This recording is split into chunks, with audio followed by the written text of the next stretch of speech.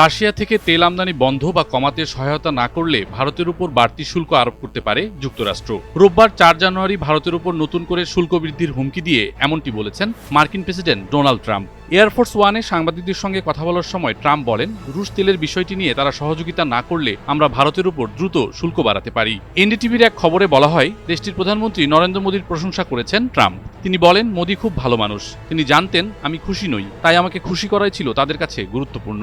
ট্রাম্পের দাবি, সাম্প্রতিক সময়ে ভারত রাশিয়া থেকে তেল কেনার পরিমাণ উল্লেখযোগ্যভাবে কমিয়েছে। তিনি বলেন, ওরা আমাকে খুশি করতে চেয়েছে। ওয়াশিংটনে ভারতের রুশ তেল আমদানি নিয়ে চাপ বাড়ছে, যদিও ভারত বরাবরই বলে আসছে জ্বালানি নিরাপত্তার স্বার্থে তারা বিভিন্ন উৎস থেকে তেল কিনতে বাধ্য। ট্রাম্পের এই মন্তব্য এমন এক সময়ে এলো যখন যুক্তরাষ্ট্র ও ভারতের মধ্যে দীর্ঘদিনের বাণিজ্য বিরোধ মেটাতে নতুন করে আলোচনা শুরু হয়েছে।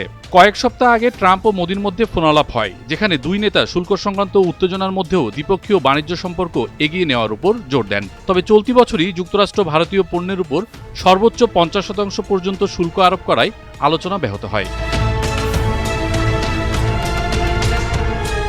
সম্প্রতি ভারতে নিযুক্ত মার্কিন দূতাবাসও ট্রাম্পের মোদী প্রশংসা উদ্ধৃত করে সামাজিক যোগাযোগ মাধ্যমে পোস্ট দেয়, যেখানে ট্রাম্প লেখেন, ভারত বিশ্বের প্রাচীনতম সভ্যতার একটি, এটি অসাধারণ দেশ এবং ইন্দো প্যাসিফিক অঞ্চলে যুক্তরাষ্ট্রের গুরুত্বপূর্ণ কৌশলগত অংশীদার। মোদীর মধ্যে আমরা একজন দারুণ বন্ধুকে পেয়েছি। ভেনেজুয়েলায় যুক্তরাষ্ট্রের সাম্প্রতিক সামরিক অভিযানের পর বিশ্ব রাজনীতিতে আবারও তেলের বিষয়টি সামনে এসেছে।